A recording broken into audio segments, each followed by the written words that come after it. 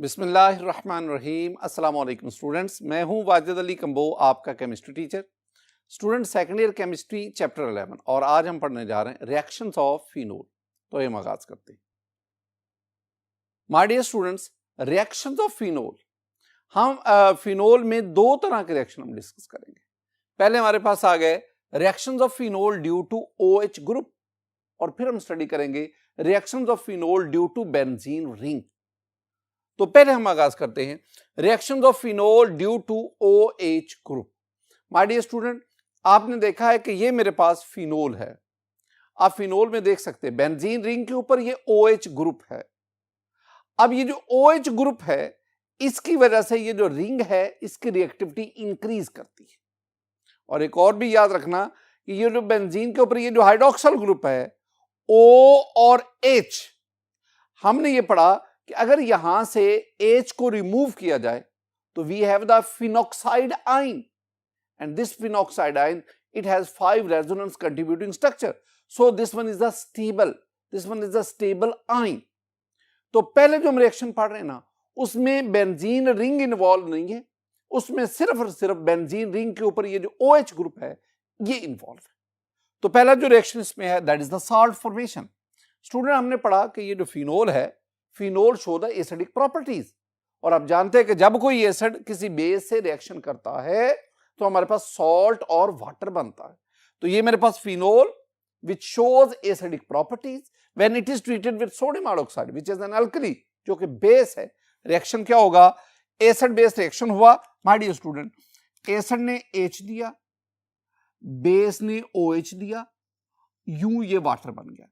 जहां से H remove हुआ वहां पे सोडियम आ गया, तो मेरे पास जो प्रोडक्ट बना स्टूडेंट वो है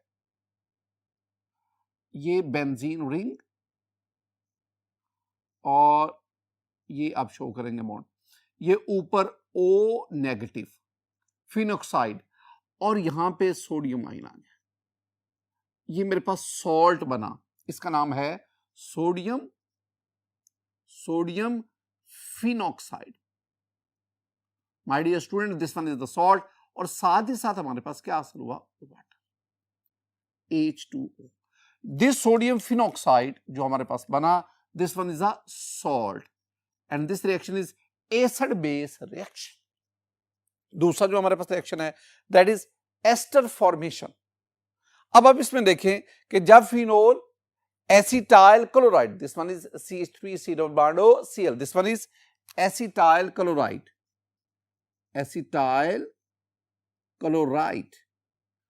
तो जब आप फिनोल का एसिटाइल क्लोराइड से रिएक्शन करते हैं स्टूडेंट, इस रिएक्शन में क्या होगा? फिनोल जो है ये H देगा, एसिटाइल क्लोराइड Cl देगा, ये दोनों मिलकर क्या बन गए? HCl। जहां से H निकला, जहां से Cl निकला, ये वाला कार्बन क्लोरीन बॉन्ड, अब ये कार्बन इस O के साथ बॉन्ड बनाएगा, तो मेरे पास जो प्रोडक्ट बनेगा जरा उसको देखेंगे आप। मेरे पास स्टूडेंट जो प्रोडक्ट बनेंगे इसमें ये बेंजीन रिंग, बाकी चीजों को मत छेड़े, सिर्फ इनको आपस में अरेंज करते जाए। ये बेंजीन रिंग, इसके ऊपर O आ गया, मैं इधर O लिख देता हूं, ये वाला। अब ये कार्बन इसके साथ, ये कार्बन और कार्बन के पास डबल बॉन्ड O, और ये आपके पास है जैसे, तो ये मेरे पास प्रोडक्ट बना, और साथ ही साथ आपके पास क्या बना? साथ ही साथ आपके पास HCl। माय डियर स्टूडेंट, ये जो प्रोडक्ट मेरे पास बना, हम इसका नाम जानना चाहते हैं। तो माय डियर स्टूडेंट, इसका नाम है फिनाइल एसीटेट। तो मैं इसका नाम लिख देता हूं, this one is phenyl acetate. और याद रखो स्टूडेंट कि ये हमारे पास कार्बोनिल ग्रुप, ये साथ ऑक्सीजन, इधर भी एक एराइल ग्रुप, इधर अल्काइल ग्रुप है। तो एस्टर क्या है? RC double bond O R dash.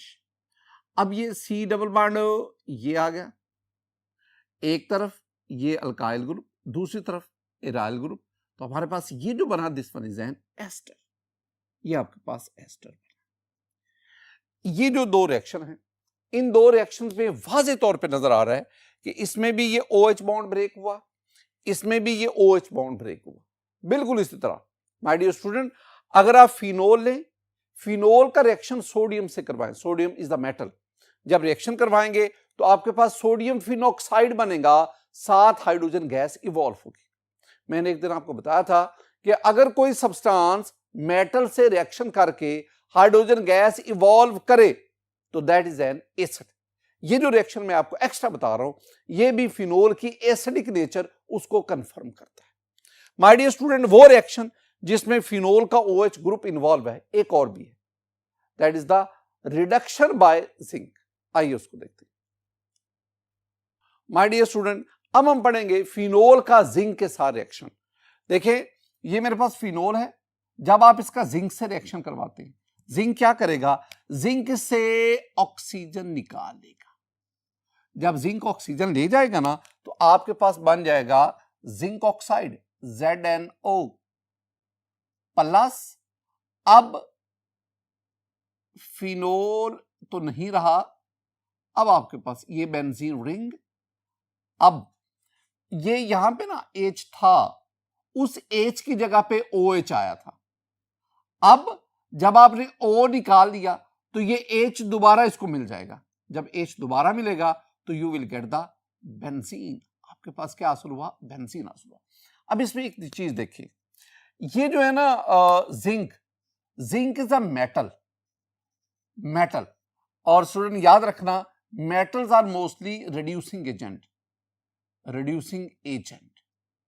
अब क्या हुआ, जिंक यहां पे बतौर रिड्यूसिंग एजेंट काम करता है, ये फिनोल की रिडक्शन करवाता है। Reduction mean loss of oxygen is reduction.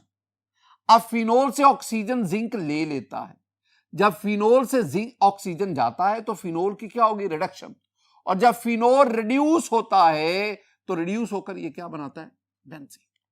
तो याद रखना, जब फिनोल की रिडक्शन होती है तो बेंजीन बनता है, जब बेंजीन की ऑक्सीडेशन होती है तो फिनोल बनता है। ये दोनों में ज़हन में रखना। देखो मैंने क्या कहा, मैं ये कह रहा हूं बेंजीन, जब आप बेंजीन की ऑक्सीडेशन करवाएं फिनोल बनता है, और जो फिनोल है उसकी रिडक्शन करवाएं तो बेंजीन हासिल होता है। माय डियर स्टूडेंट, ये तीन वो रिएक्शन थे जिनमें फिनोल का OH ग्रुप इन्वॉल्व होता है। अब हम फर्दर रिएक्शंस ऑफ फिनोल पढ़ेंगे, जिनमें reactions of phenol due to benzene ring, जिनमें बेंजीन रिंग इन्वॉल्व होता है। इन रिएक्शंस को पढ़ाने से पहले ना मैं एक बुनियादी बात आपके साथ डिस्कस करना चाहता हूं। मैं ना स्टूडेंट आपके साथ ना comparison of reactivity of phenol और बेंजीन की बात करना चाहता हूं। मैं क्या कहूंगा, मैं कहूंगा phenol is more reactive than benzene in electrophilic aromatic substitution reaction. बात याद रखना, phenol is more reactive than benzene in electrophilic aromatic substitution reactions. क्यों, ये मैंने आपको चैप्टर 9 उसके लास्ट पे एक बात बताई थी कि जब बेंजीन रिंग पर ऐसा ग्रुप आ जाए जो इलेक्ट्रॉन डोनेटिंग हो तो ये रिंग की रिएक्टिविटी को बढ़ा देता है। अब इस केस में क्या हुआ, इस केस में यह है कि अगर बेंजीन पर कोई इलेक्ट्रोफाइल अटैक करे तो that electrophile must be very strong, that should be super electrophile, फिर वो जाके बेंजीन में इलेक्ट्रोफिलिक सब्स्टिट्यूशन करवा पाता है, क्योंकि बेंजीन में डीलोकलाइजेशन की वजह से benzene ring is highly stable. लेकिन जब बेंजीन के ऊपर ये OH ग्रुप आ जाता है, अब इस OH ग्रुप में ऑक्सीजन के पास 2 लोन पेयर है। अब ये ऑक्सीजन क्या करेगा, ये अपना एक लोन पेयर इस pi electron system of benzene ring उसके साथ कोऑर्डिनेट करवाकर उसको डीलोकलाइज करवा देगा। अब इस ऑक्सीजन के इस लोन पेयर की वजह से इस रिंग में अवेलेबिलिटी ऑफ इलेक्ट्रॉन बढ़ जाती है। जब अवेलेबिलिटी ऑफ इलेक्ट्रॉन बढ़ जाएगी तो इलेक्ट्रोफिलिक अटैक इजी हो जाता है। इसका मतलब क्या हुआ, जितना इलेक्ट्रोफिलिक अटैक इजी होगा उतनी रिंग की रिएक्टिविटी ज्यादा होगी। तो ये जो रिंग की रिएक्टिविटी बढ़ी, this one is due to the involvement of electrons donated by the oxygen of OH group. इसका मतलब यह हुआ कि फिनोल के वो रिएक्शन जिसमें रिंग इन्वॉल्व होगा वो बेंजीन की निस्बत ज्यादा फास्ट होगी। इस बात को आपने ज़हन में बिठाना, इन सिंपली आपने ज़हन में रखना है कि phenol is more reactive than benzene. अब देखें पहला रिएक्शन क्या है, नाइट्रेशन। मैं आपको कुछ ना बेंजीन की नाइट्रेशन याद दिलाता चलूं। माय डियर स्टूडेंट, जब मैंने आपको बेंजीन की नाइट्रेशन पढ़ाई थी ना, तो जरा देखें बेंजीन की नाइट्रेशन में ये हम मिक्सचर ऑफ नाइट्रिक एसिड और सल्फ्यूरिक एसिड लेते हैं, 50 to 55 डिग्री सेंटीग्रेड टेम्परेचर, और आपके पास ये नाइट्रोबेंजीन बना। इसमें दो बातें तवज्जो तलब है, या पढ़ के हैं चैप्टर 9, दो बातें तवज्जो तलब है। पहला, हम इसमें जो नाइट्रिक एसिड और सल्फ्यूरिक एसिड दोनों का जो मिक्सचर लेते हैं ना, इसमें पहली तवज्जो तलब बात, ये नाइट्रिक एसिड और sulphuric acid both are concentrated, both are in concentrated form, concentrated है। और दूसरा टेम्परेचर कितना है, 50 to 55, हाई टेम्परेचर पे ये रिएक्शन होता है। लेकिन इसके बरक्स जब आप फिनोल का नाइट्रिक एसिड से रिएक्शन करवाते, दो बातें, this nitric acid is diluted and you have to perform this reaction at room temperature 25 degree. इसका मतलब क्या हुआ, इसका मतलब है कि इस केस में एक कंसंट्रेटेड नहीं, डाइल्यूट नाइट्रिक एसिड, और दूसरा टेम्परेचर कम है, आप सवियर कंडीशन नहीं दे। इसका मतलब क्या हुआ, इसका मतलब है इस केस में ये जो रिंग है ये बेंजीन की निस्बत ज्यादा एक्टिव है, और जो रिंग की ज्यादा एक्टिविटी है this is due to the presence of OH group. This OH group is electron donating group, ये इलेक्ट्रॉन देता है, रिंग की रिएक्टिविटी बढ़ाता है। देखो स्टूडेंट, और एक और भी बात याद रखना, वो बहुत ही important, this OH group is ortho and para directing group, ये बात याद रखनी है। दो चीजें, मैं दो चीजें आप तक कन्वे कर गया अगर आपने उसको समझा है तो स्टूडेंट। पहली बात मैंने आप तक ये पहुंचाई कि ये मेरे पास ना ये बेंजीन रिंग, ये उसके ऊपर OH आ गया, ये OH। पहली बात, ये जो OH ग्रुप है, मैं इस OH ग्रुप की बात कर रहा हूं, this is activating group, activating group, यानी इसके आने से रिंग की रिएक्टिविटी बढ़ गई। दूसरा, this OH group is ortho and para director, यानी अगर सेकंड सब्स्टिट्यूएंट आना चाहता है ना, या वो आर्थो पोजीशंस पे आए या वो para, this one is ortho, this one is ortho, this one is para, तो this one is ortho and para directing group. ये दो बातें याद। अब आपने काम क्या किया, आपने फिनोल का रिएक्शन करवाया डाइल्यूट नाइट्रिक एसिड से एट रूम टेम्परेचर। तो अब होगा इसमें ये आपके पास दो चीजें बनेंगी माय डियर स्टूडेंट, दो, मैं ये लिख देता हूं, मैं पहले फिनोल ही बनाऊंगा, इधर भी मैं फिनोल ही बनाऊंगा, ये फिनोल। अब जरा देख रहा, ये जो इसमें जो नाइट्रो ग्रुप है, नाइट्रो ग्रुप, ये नाइट्रो ग्रुप इसमें जाके आर्थो पोजीशन पे आएगा, या ये जो नाइट्रो ग्रुप है ये जाएगा पैरा पोजीशन। ये दो प्रोडक्ट बनेंगे, इसका नाम क्या बनेगा, इसका नाम बनेगा, ये जो पहले वाला है इसका नाम है ये आर्थो, आर्थो पे नाइट्रो, ऑर्थो नाइट्रो फिनोल। ये क्या है, ये पैरा पोजीशन है, तो नाम इसका क्या बना, this one is para nitro phenol. और साथ ही साथ स्टूडेंट दो वाटर मॉलिक्यूल भी हासिल होते। ये मेरे पास था नाइट्रेशन, लेकिन किस पे, 25 डिग्री सेंटीग्रेड पे, और साथ ही साथ आपने क्या लिया, हमने डाइल्यूट नाइट्रिक एसिड लिया। एक और चीज, अगर मैं डाइल्यूट की बजाय कंसंट्रेटेड नाइट्रिक एसिड लूं, बल्कि a mixture of concentrated nitric acid and sulphuric acid, तो फिर क्या होगा, तो फिर इसका मतलब है नाइट्रेशन और सवियर हो जाएगी। क्या बनेगा वो देखें माय डियर स्टूडेंट। अब मैंने क्या किया, अब मैंने ये फिनोल लिया, अब मैं कंसंट्रेटेड नाइट्रिक एसिड लेता हूं, बल्कि बुक्स में लिखा हुआ है कि mixture of concentrated nitric acid and sulphuric acid, और मैं हीट कर रहा हूं। चीजें देखो, यहां डाइल्यूट नाइट्रिक एसिड था, आर्थो एंड पैरा प्रोडक्ट बने, अब कंसंट्रेटेड आ गया, यहां रूम टेम्परेचर 25, यहां रूम टेम्परेचर हीट किया, अब यहां रूम टेम्परेचर नहीं चाह रहा, हीट कर रहे हैं। अब क्या होगा, आपके पास इसमें ये प्रोडक्ट बना, ये प्रोडक्ट,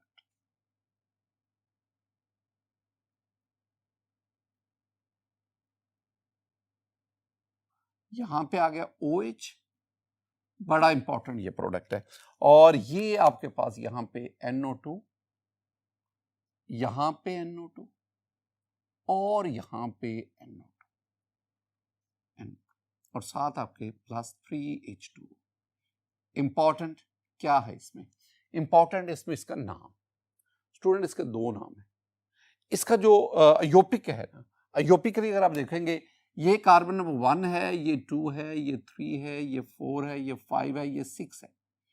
2 पे नाइट्रो, 4 पे नाइट्रो, 6 पे नाइट्रो, तो 3 नाइट्रो है ना। तो आपके पास ये नाम क्या बना? नाम बना 2, 4, 6 tri nitro, tri nitro phenol. 2, 4, 6 tri nitro. क्या अगर आप NO2 NO2 NO2 निकाल दें तो ये फिनोल है, यानी पेरेंट नेम फिनोल।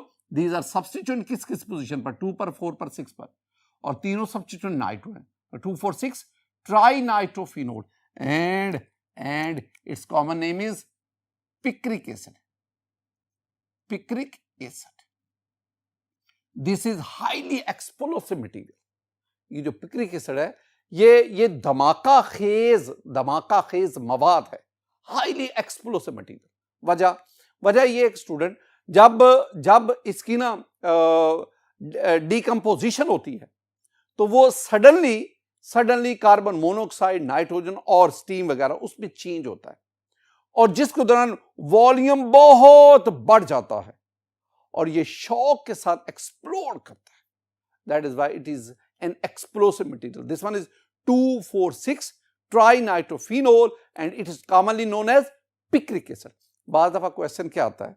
बाज दफा क्वेश्चन आता है कि ये जो पिक्रिक एसिड है, which of the following compound, MCQ क्या पूछा जाता है? Which of the following compound does not have carboxylic group? किस कंपाउंड में कार्बोक्सिलिक ग्रुप नहीं है? Option A acetic acid, option B salicylic acid, option C picric acid, option D valeric acid. तो अब ये जो बाकी मैं आपको बता रहा हूं, ये आप चैप्टर 13 में जाके पढ़ेंगे। इसमें जो पिक्रिक एसिड है ये OH ग्रुप रखता है, इसमें कार्बोक्सिल ग्रुप नहीं होता। मैं एक और भी चीज आपको बताता चलूं, स्टूडेंट बाज दफा ना कंफ्यूज हो जाता है।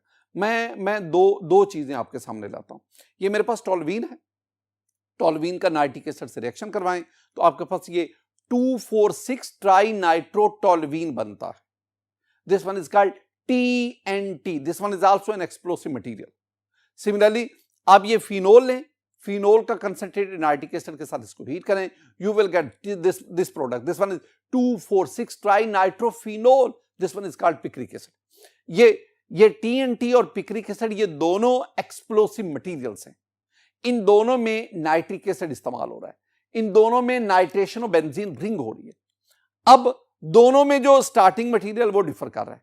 TNT में starting material is toluene, picric acid में स्टार्टिंग मटेरियल फिनोल। याद क्या रखना है?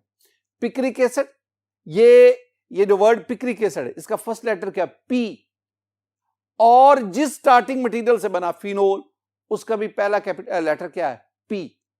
तो पिक्रिक एसिड, P वाला जो पिक्रिक एसिड है वो P वाले फिनोल से बनता है बाय नाइट्रेशन ऑफ फिनोल।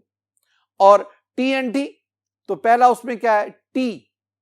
तो TNT ट्राइनाइट्रोटोल्यूइन, ये 2,4,6 ट्राइनाइट्रोटोल्यूइन, ये जो TNT है ये किस स्टार्टिंग मटेरियल से बनता है? टोल्यूइन से। टोल्यूइन का पहले भी क्या है? T। तो ये जरा आपको याद करवाने के लिए ये मैंने दो एक्सप्लोसिव मटेरियल आपके साथ डिस्कस की। माय डियर स्टूडेंट, अब आप चलें, हमारे पास है सल्फोनेशन। सल्फोनेशन बिल्कुल उसी तरह, अगर आपके पास बेंजीन है, बेंजीन का आप सल्फ्यूरिक एसिड से रिएक्शन करवाएं तो आपके पास प्रोडक्ट क्या बनेगा? जरा देखें। प्रोडक्ट एक तो आपके पास ये बनाना स्टूडेंट, ये बेंजीन और मैं इसके ऊपर ना OH लगा देता हूं, ये फिनोल आ गया। एक और चीज, ये आ गया बेंजीन और स्टूडेंट इसके ऊपर ना मैं OH लगा देता हूं, OH, ये बन गया फिनोल। ये मैंने इसको ऐसा ही लिखा। अब मैंने आपसे क्या कहा? मैंने कहा ये जो OH ग्रुप है ना, this one is ortho and para directing group. इसका मतलब है ये जो सल्फोनिक एसिड ग्रुप आएगा या वो इस जगह पे आएगा, सल्फोनिक एसिड ग्रुप होता है SO3H, ये आर्थो पोजीशन है, या ये इसके कहां पे जाएगा, पैरा पोजीशन पे, SO3H। तो इसका मतलब क्या हुआ कि यहां जो हाइड्रोजन था, हाइड्रोजन उसकी जगह पे SO3H ग्रुप आ गया, यहां जो हाइड्रोजन था उसकी जगह पे SO3H ग्रुप आ गया, और बाकी जो हाइड्रोजन है वो इसके साथ मिलके वो क्या बना रहा है, वो वाटर। कितने वाटर के मालिक हासिल हुए, 2 + 2H2O। अब इनके नाम भी आपको आने चाहिए स्टूडेंट। ये जो ऊपर वाला है ना, ऊपर वाले में अब अगर आप इन दोनों को देखेंगे ना प्रायोरिटी ऑर्डर लिस्ट में, तो ये प्रायोरिटी ऑर्डर लिस्ट में पहले है, OH बाद में आता है। तो जो प्रायोरिटी ऑर्डर लिस्ट में पहले आएगा पेरेंट नेम उसी के हिसाब से बनेगी, यानी OH छुपा लें तो this one is the benzene sulphonic acid. अगर ये बेंजीन सल्फोनिक एसिड है तो इसके लिहाज से OH किस पोजीशन पे, आर्थो पे। तो नाम क्या बना, नाम बना ortho hydroxy, ortho hydroxy benzene, benzene sulphonic acid, बिल्कुल इसी पैटर्न पे। अगर ये OH छुपा लो तो this one is the benzene sulphonic acid. तो ये OH किस पोजीशन पे, ये आर्थो, ये मेटा, और ये क्या की पैरा। तो नाम क्या बना, this one is para hydroxy benzene sulphonic acid. My dear student, आगे हम बढ़ते हैं। This one is the halogenation. मैं यहां फिर कुछ बातें आपके साथ शेयर करना चाहूंगा। पहली बात क्या है, अगर आप बेंजीन का ब्रोमीन से रिएक्शन करवाएं, यहां 2 चीजें हैं, एक तो आपको प्योर ब्रोमीन लेनी पड़ेगी, बेंजीन का प्योर ब्रोमीन से रिएक्शन करवाएं, रिएक्शन नहीं होगा जब तक कि आप कोई कैटलिस्ट इस्तेमाल ना करें। आमतौर पर हम ये FeBr3 बतौर कैटलिस्ट इस्तेमाल करते हैं। तो 2 चीजें, एक जो ब्रोमीन है वो प्योर फॉर्म में, और दूसरा आपके पास एक कैटलिस्ट इस्तेमाल होता है। फिर कहीं आपके बेंजीन में इलेक्ट्रोफिलिक सब्स्टिट्यूशन होती है, ब्रोमिनेशन होती है, और आपके पास ब्रोमो बेंजीन बनता है।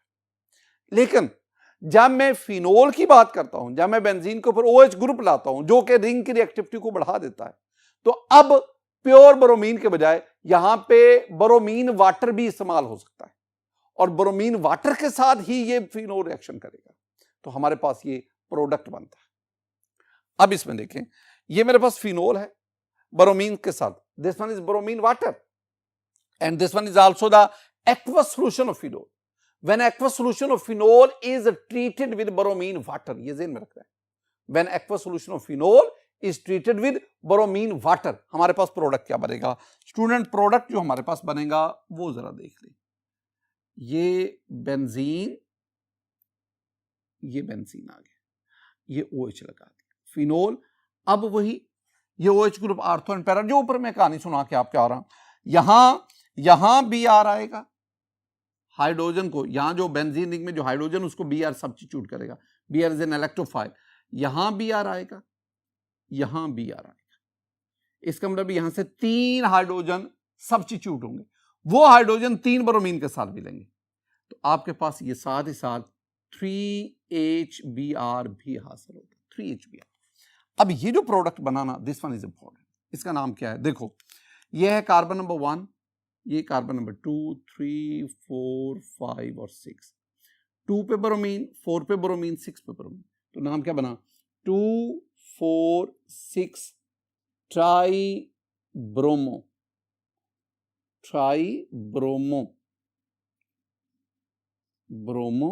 Phenol, 2, 4, 6 try bromo phenol. असल बात क्या है, ये जो आपके पास 2, 4, 6 ट्राई ब्रोमो फिनोल बना ना स्टूडेंट, ये वाला, दीज आर वाइट PPT।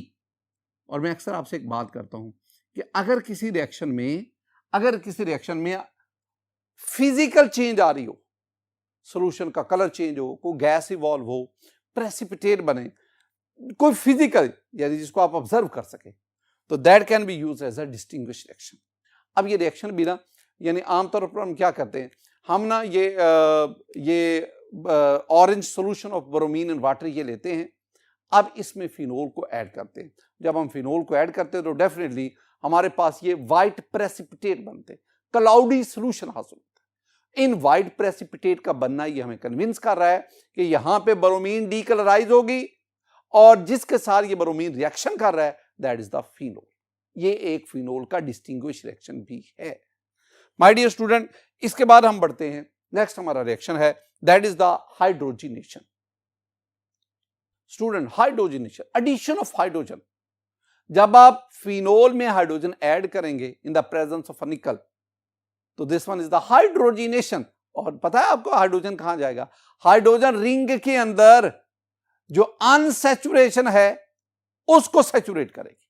यानी आपके पास 3 H2 हैं, 3 हाइड्रोजन के मॉलिक्यूल हैं। एक मॉलिक्यूल यहां पे, ये मैं वैसे ये बताता चलूं, वैसे तो हम 1 मोल फिनोल के साथ 3 मोल हाइड्रोजन यूज करते हैं। 1 मोल फिनोल 3 मोल्स हाइड्रोजन, ये है कंपेयर।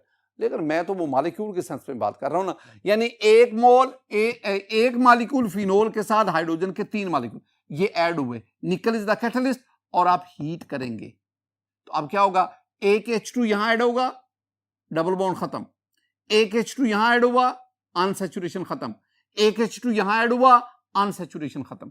इसका मतलब है अब आपके पास ये सैचुरेटेड साइकिल बना, ये वाला, ये आपके पास बना सैचुरेटेड साइकिल, और ऊपर आपके पास क्या है? OH। अब इसका नाम क्या है? This one is called साइक्लोहेक्सानोल।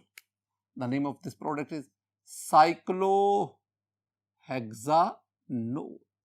ये माय डियर स्टूडेंट, आखिरी रिएक्शन, लेकिन बहुत बहुत important reaction with formaldehyde. Phenol का फॉर्मेल्डिहाइड से रिएक्शन। पहले जरा आसान अल्फाज में सुने। माय डियर स्टूडेंट, ये मेरे पास फिनोल है, ये मेरे पास फॉर्मेल्डिहाइड। जब आप फिनोल का फॉर्मेल्डिहाइड के साथ रिएक्शन करवाते हैं डाइल्यूट बेस के में या एसिड और बेस दोनों में से जो मर्जी ले, तो मेरे पास जो प्रोडक्ट बनेगा जरा उसको देखें। प्रोडक्ट में ना मेरे पास ये बन रहा है, ये आपके पास आ गया जी बेंजीन OH। मैं कहता पहले ये लिख लिया करो, प्लस पहले इसको इस तरह लिखा करो, और ये आ गया जी OH। ये फिनोल मैंने लिख दिया। अब क्या होगा? CH2 ग्रुप, CH2OH, CH2OH, एक यहां पे आ गया, एक CH2O और H यहां से, देखो ना, कार्बन 2। यानी मैं ना HCHO फॉर्मेल्डिहाइड को यूं भी लिख सकता हूं, मैं इसको CH2O भी लिख सकता हूं, CH2O। और जब ये यहां पे हाइड्रोजन को सब्स्टिट्यूट करेगा तो वो हाइड्रोजन यहां पे आ गया, तो ये क्या बना? ये बन गया CH2OH। अब ये जो CH2OH है वो यहां पे आ गया, किस पोजीशन पे? आर्थो पे। क्यों? क्योंकि OH इज आर्थो डायरेक्टिंग, और CH2 यहां भी आ गया, CH2OH यहां भी आ गया। अब ये जो प्रोडक्ट बना इसका नाम क्या है? माय डियर स्टूडेंट, यहां पे इन दोनों में भी देखेंगे ना। अच्छा, अगर मैं ये छुपा लूं, CH2OH ग्रुप छुपा लूं, this one is the phenol. अगर मैं इसको छुपा लूं, now this one is the benzyl alcohol, benzyl alcohol. तो ये बेंजाइल अल्कोहल के सेंस पे हमने लेना है। अगर आप इसको छुपाएंगे तो क्या बना? Benzyl alcohol. तो ये वाला OH उसके लिहाज से किस पोजीशन पे? आर्थो पे। तो नाम क्या बना? This one is ortho hydroxy. OH को हम क्या कह रहे हैं? Ortho hydroxy benzyl alcohol. Similarly आप इसको नाम क्या देंगे स्टूडेंट? हम इसको नाम देंगे, ये आर्थो, ये मेटा, ये पैरा। हाँ, अगर आप इसके लिहाज से देंगे तो ये नाम बना, ये पैरा पोजीशन पे है। लेकिन अगर हम पेरेंट नेम बेंजाइल अल्कोहल ले लें तो डेफिनेटली फिर ये सब्स्टिट्यूट होगा। तो फिर अगर ये सब्स्टिट्यूट होगा तो ये इसके लिहाज से किस पोजीशन पे? पैरा पे। तो नाम क्या बना? Para hydroxy benzyl alcohol, para hydroxy benzyl. अब याद रखना, जब आप फिनोल का फॉर्मेल्डिहाइड से रिएक्शन करवाएं इन डाइल्यूट एसिड और बेस, आपके पास ये प्रोडक्ट बनते हैं। ये जो प्रोडक्ट बना है ना, ये प्रोडक्ट फर्दर फॉर्मेल्डिहाइड से रिएक्शन करता है। ये जो प्रोडक्ट बना, ये प्रोडक्ट फर्दर फॉर्मेल्डिहाइड से रिएक्शन करता है, दैट इज कंडेंसेशन प्रोसेस। और आपके पास एक लार्ज मॉलिक्यूल, एक पॉलीमर बनता है, that polymer is called Bakelite. Very very important. तो इसका मतलब क्या हुआ, मैं पहले आपको समझाता हूं जो हमारी टेक्स्ट बुक में लिखा है, फिर मैं आप उसके रीजन की तरफ लाता हूं। तो मैंने पहले क्या कहा, फिनोल ने फॉर्मेल्डिहाइड से डाइल्यूट एस्टर या डाइल्यूट बेस की मौजूदगी में रिएक्शन करवाया, आपके पास ये प्रोडक्ट बने, आर्थो हाइड्रोक्सी या पैरा हाइड्रोक्सी बेंजाइल अल्कोहल बने, ये फर्दर रिएक्शन करवाएंगे। अब मैं उसको जनरल क्या लिखता हूं, मैं phenol n molecules, a large number of molecules, formaldehyde n molecules, और यहां पे मैं डाइल्यूट एसिड ले लूं या डाइल्यूट बेस ले लूं, NaOH। कंडेंसेशन रिएक्शन है, वाटर इसमें। अब जरा देखना माय डियर स्टूडेंट, ये मैंने 1 2 3 4, मैं बेक्लाइड का स्ट्रक्चर आपको समझाना चाहता हूं ना। आपने चार ये फिनोल के मॉलिक्यूल लिख दिए, 4, इनमें OH ऊपर लिख दिया, इनमें OH नीचे लिख दिया। अब ये वाली जो पोजीशन है ना, ये वाली पोजीशन, इन पे आप जरा इस OH के लिहाज से ये 2 ये 4 ये 6, ये 2 ये 4 ये 6। अब इसको देखो, इसके लिहाज से ये 1 ये 2 ये 4 ये 6, ये 2 ये 4 ये 6, ये जो मैंने चारों फिनोल की 2 4 6 पोजीशन, इसको मैंने डॉट से आपको बता दिया। माय डियर स्टूडेंट, होता वाला क्या है, अब ये ना इसमें ये जो है ना सब्स्टिट्यूट होता है, CH2 यहां पे आ गया, ये इधर भी, यानी 2 फिनोल के दरमियान CH2, इधर भी आप CH2 और इसको आप एक्सटेंड करेंगे, इधर भी 2 फिनोल के दरमियान CH2 लिए, इधर भी 2 फिनोल के दरमियान CH2 लिए, यानी 2 4 6 सब्स्टिट्यूट हो रहा है। इधर भी ये CH2 ये, और इधर भी 2 फिनोल के दरमियान CH2 लाएं, और इधर भी CH2 देकर वो फर्दर आ गया ना फिनोल के साथ, और इधर भी आप CH2 देकर इसको एक्सटेंड कर दें। अब ये आपके पास ये, और इधर से इसको ले लो, यहां पे N शो करें। ये जो product banana, this one is a cross linked structure, this one is a thermosetting plastic and its name is bakelite, BAKELITE, bakelite plus NH2, this one is a condensation process। ये आपकी book में लिखा हुआ है। मैं आपको एक और भी बात बताते हैं। पहली बात आप ज़हन में रखनी कि ये जो बेक्लाइट है, मैं बेक्लाइट के बारे में बात कर रहा हूं। बेक्लाइट जो है, this one is the earliest synthetic plastic, earliest synthetic plastic, ये वाइडली यूज होता है। ये हमारी एवरीडे लाइफ में बेक्लाइट का इस्तेमाल बहुत ज्यादा है। ये जो रेडियो वगैरह है, इसके ऊपर जो केसिंग होती है वो बेक्लाइट की बनी होती है। ये जो स्विचेस हैं उसके ऊपर भी ये बेक्लाइट, कैप्स वगैरह वो बेक्लाइट, और टॉयज मुख्तलिफ किस्म के वो भी बेक्लाइट से बनते हैं। बेक्लाइट एक हार्ड लेकिन ब्रिटल प्लास्टिक होता है। एक बार याद रखना, bakelite it has a cross linked structure, और सबसे इंपॉर्टेंट बात, bakelite is a thermosetting plastic. ये थर्मोसेटिंग क्या होता है, ये ज़हन में उठाएं। थर्मोसेटिंग प्लास्टिक क्या है? ऐसा प्लास्टिक जिसको हीट करें ये मेल्ट ना करे बल्कि मजीद हार्ड हो जाए, which becomes harder upon heating and can not be moulded. जब वो हीट करने पर मजीद हार्ड होगा, मेल्ट नहीं करेगा, तो हम उसकी मोल्डिंग नहीं करवा सकते, हम उसको पिघला के मुख्तलिफ शक्लों में नहीं ला सकते। ये इसका एक डिसएडवांटेज जरूर है। तो bakelite, this one is a thermosetting plastic. अच्छा, अब जरा ना मैं जो ये आपको समझा रहा था चीजें, दोबारा जरा इसकी तरफ आए। एक और भी बात याद रखना, ये जो बेक्लाइट है ना, ये इसका नेम ओरिजिन क्या है? It was introduced by a scientist Leo Baekeland. एक और बात जो मैं आपको बताना चाहता हूं कि ये एक्चुअली बनता कैसे। माय डियर स्टूडेंट, आपने ये बीकर है, इस बीकर में ये फिनोल लें, these were the white crystals of phenol. अब आप इस फिनोल के अंदर फॉर्मेल्डिहाइड इसको ऐड करें। जब फॉर्मेल्डिहाइड को आप ऐड करेंगे ना, इसको जरा सा आप ये मुसलसल हिलाते रहें, स्टिरिंग करते रहें, इसको हीट भी करें। अब आपने इसके अंदर ना प्योर एसिटिक एसिड डालना है, विनीगर नहीं। विनीगर होता है 5% aqueous solution of acetic acid, vinegar नहीं, 100% एसिटिक एसिड आप इसमें लेना। इसको हिलाएंगे। अब आपने ना बड़ी एहतियात के साथ आपने कंसंट्रेटेड HCl लेना है और उसको ड्रॉप वाइज, ये मैंने कहा ना एसिड या बेस कैटालाइज्ड है, तो आप इसको ड्रॉप वाइज इसमें ऐड करते जाएं। ऐड करते जाएं, हीला ये स्टिरर आपने मैग्नेटिक स्टिरर डाली, ये हीरा। अब आप कुछ देर के बाद देखेंगे सोल्यूशन ये लाइट पिंक फिर डार्क पिंक होता होता, अब ये आपके पास एक ना हार्ड सोल्यूशन इसका बन गया। अगर आप इसको निकाल के देखेंगे तो ये एक हार्ड मैस होता है, ये हार्ड मैस है, प्लास्टिक टाइप। एक और भी चीज, अगर यही जो प्रोसेस हुआ है ना, ये जो फाइनल आखिरी लम्हाते, अगर इसको मैं स्लो मोशन में दिखाऊं ना, तो स्टूडेंट आप इसको स्लो मोशन में इस तरह देख सकते हैं। एक और खूबसूरत एग्जांपल है माय डियर स्टूडेंट, ये मेरे पास टेस्ट ट्यूब है। इस टेस्ट ट्यूब में मैं ना रिसोर्सिनोल लेता हूं, दैट इज आल्सो फिनोल।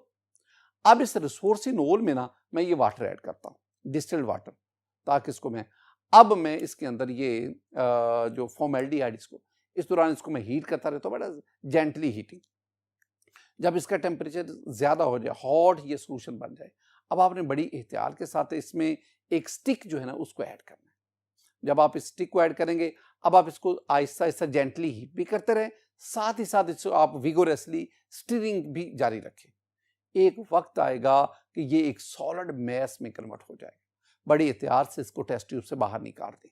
जब आप निकालेंगे तो ये आपके पास लाइट ब्राउन सॉलिड हासिल हुआ। माय डियर स्टूडेंट, एक दिन के बाद अगर आप देखेंगे, अब ये लाइट ब्राउन नहीं, now it has become the dark brown. इसकी हार्डनेस भी बढ़ गई और इसका जो कलर है वो जरा डार्क हो गया। This one is the pick light. My dear student, आज के इस लेक्चर में मैंने आपको रिएक्शंस ऑफ फिनोल ये डिस्कस करना है।